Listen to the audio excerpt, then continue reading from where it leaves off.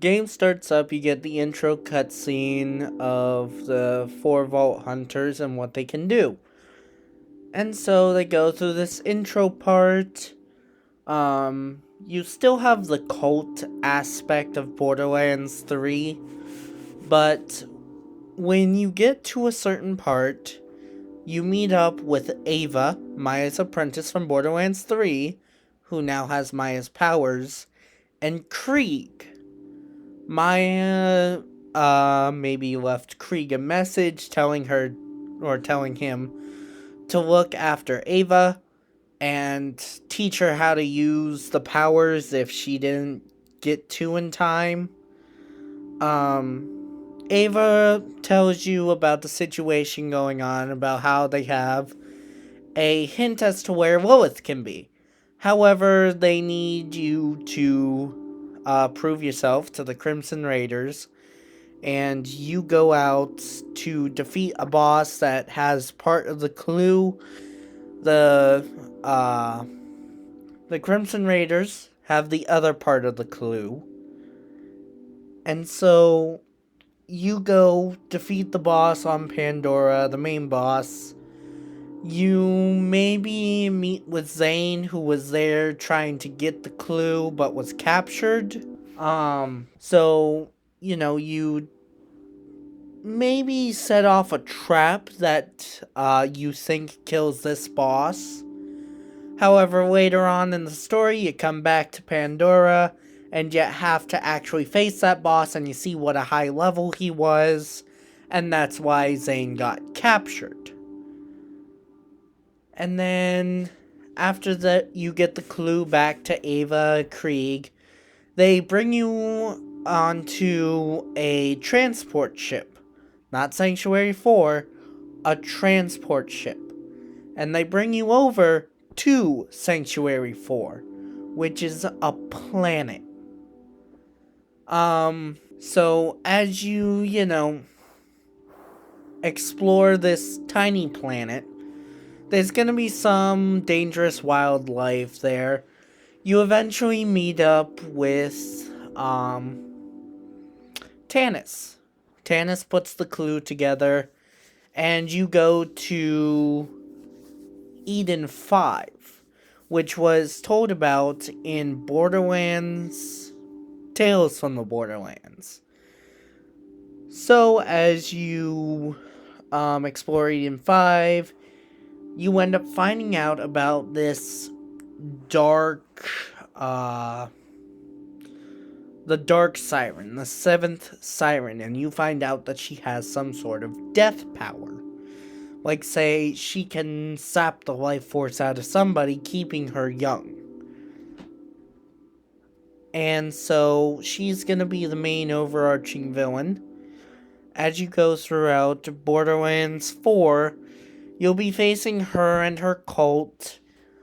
And eventually, towards the end of the game, after you've met different characters from Borderlands 1, 2, and 3, there's going to be some sort of impactful death.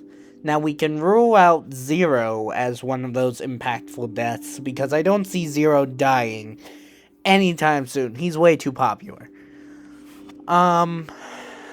Maybe we see Amara dying, but she's a siren, and I don't think that they would get rid of her that soon without giving her time to build up as a character.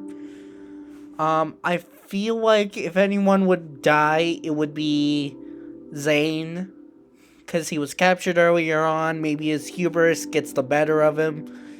And yes, I know he trained in the same school as Zero, I believe that's what the lore said. But I can see Zane's hubris getting the better of him, and he ends up fighting off an army all on his own, getting overrun, and then getting cornered by the 7th Siren.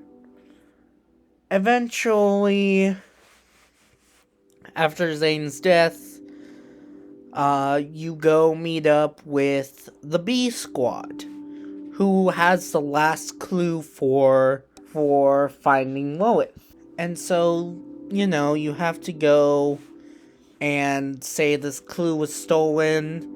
You have to go get the different parts of the clue with the different members of the B Squadron. Tiny Tina would help you in one section, Brick would help you in another, but then you get to Mordecai's section. As you get to Mordecai's section, everything is going fine, everything is going normal, until you run into, something from, the Commander Lilith DLC of Borderlands 2. For some reason, the plants that Commander Hector used in the Commander Lilith DLC are growing on this planet. So, you and Mordecai have to create another anti or cure for the disease of the plants. You go get one sample, bring it back to, or two samples, and bring it back to Tannis. She recreates the cure, gives it to the new Vault Hunters, and Mordecai, although Mordecai could probably still have it running through his system, maybe it's always fighting off the thing that infected him in Borderlands 2. Eventually, you get to this boss that is a living plant monster, not like Hector. This thing was born a plant monster, gained sentience, and now just fights off anyone, protecting its clue to find Lilith after the seventh siren told it, hey, if you protect this clue, we will make sure that nobody invades your planet and you will be free from my DK touch. Or death touch, whatever you want to call it. And so, the sentient plant agrees, and, you think that you kill it, you go grab the clue, and a cutscene plays. It's kind of like the, Rowan's cutscene, where, you may be focusing on Talon flying off to go and deliver the clue to the rest of, the Crimson Raiders. But then you hear the sound of flesh. And you look back, Mordecai's been impaled. Unlike, Zane, Mordecai's hubris, yes, he had, ego, but it never got the better of him. And he turns around, and you see a ton of plant monsters coming towards you, and the boss starting to get back up. As you do, Mordecai looks to you and, excuse this bad accent, go pendejo. Go tell the others. I'm not making it out of here, but at least I can buy you some time. He pushes you out of the way as some of the plants start to fall. As you're running back to the Crimson Raiders, you hear over the comms Mordecai fighting.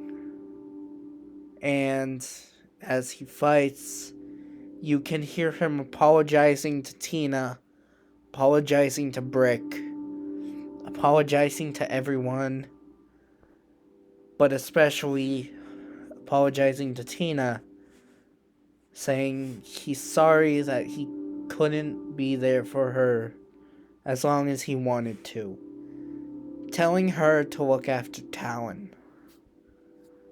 And right before his comms cut out for the last time, you hear him say, looks like I'm going out like Bloodwing did.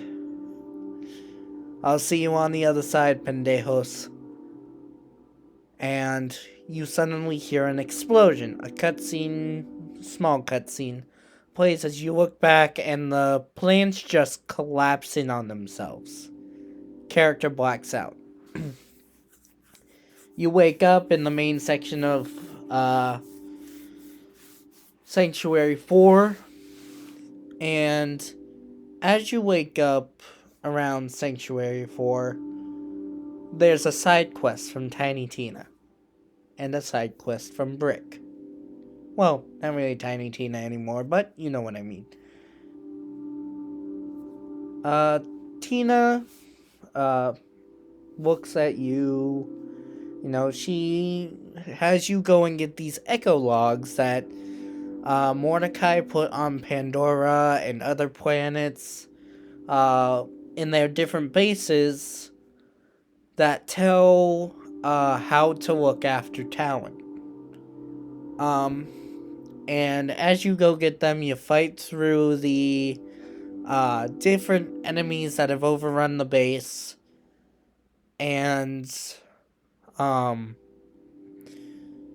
you hear different stories about Brick and Tina and Mordecai from Tina and Brick's perspective. And at one point, you'll find the record of how to get or how to raise Talon correctly. But then you're given an optional objective by Tina to go in further and find Mordecai's side of the story. So you go do those, you find out what happened from Mordecai's perspective, how to raise Talon, and then you go back to Tina. She gives you a quest to go find the bird food. You go do that, and then she gives you a certain gun. A gun that Mordecai would have given her.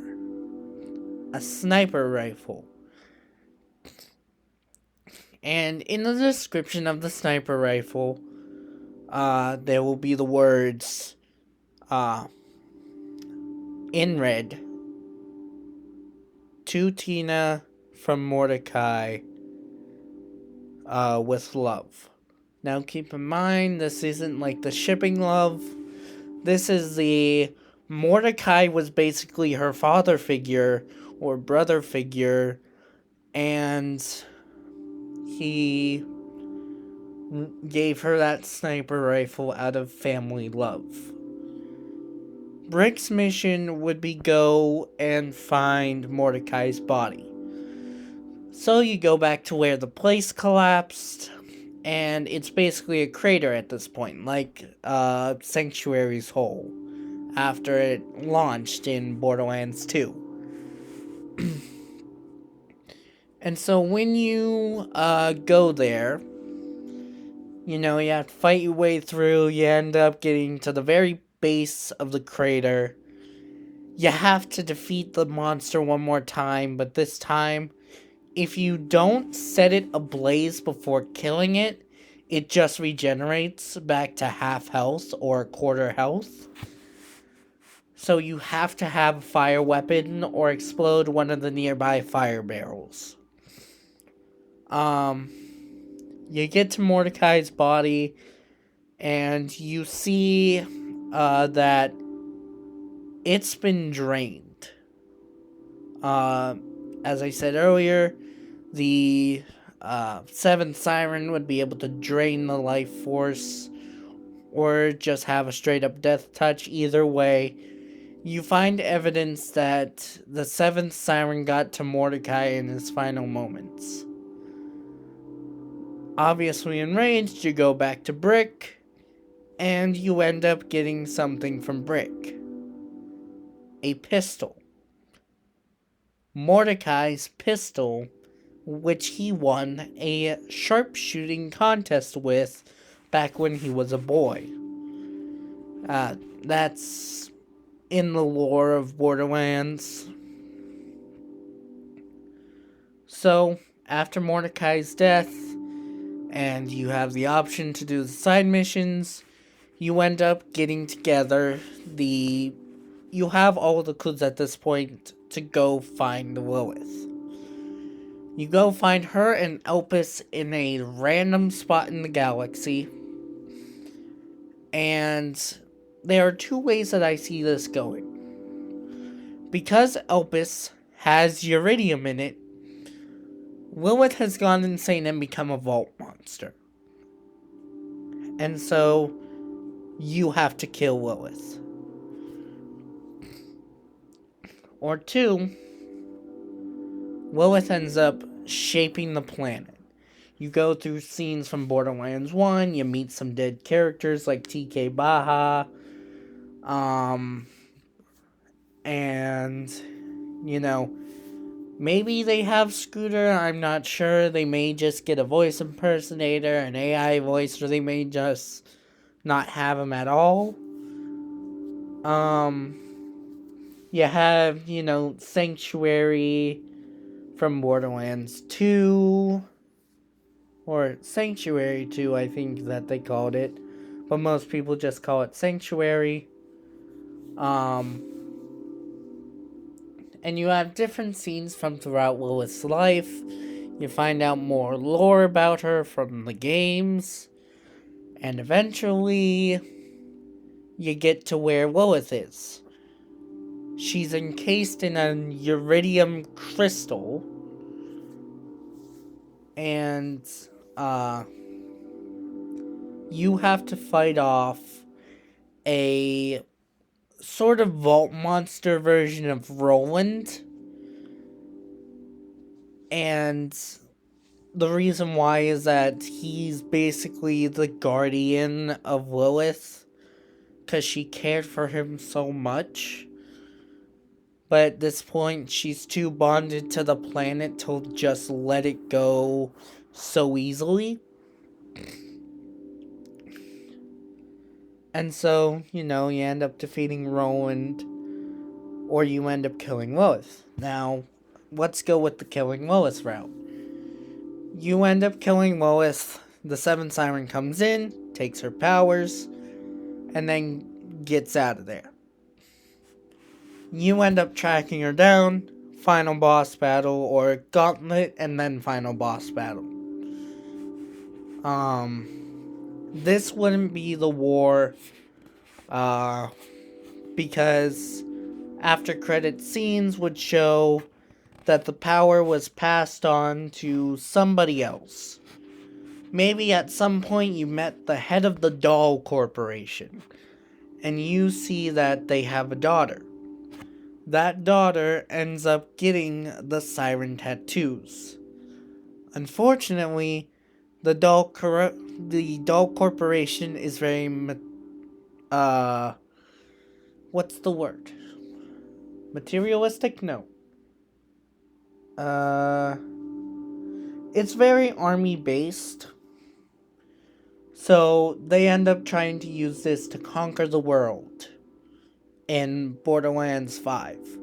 Now let's go back. You kill Roland, you save Lilith, and then the Seventh Siren puts out a message calling all her allies that she's built over the story to come to her to help do whatever master plan she has. And then suddenly, because Lilith is no longer phase locking the planet, or for some other reason, Elpis ends up back over Pandora. And Pandora breaks apart. It opens the Great Vault. And it ends up being the war to end the Borderlands series. Now, I don't think that this is the direction that they're going. At least I hope not. I love the Borderlands series. But this was just my idea for the overall story of Borderlands 4. As the leaks said that we could be receiving it later this year or 2025, 2026. But either way, very excited for Borderlands 4 and the Borderlands movie. So, be kind to people, hydrate, and this has been a Borderlands theory. Over and out.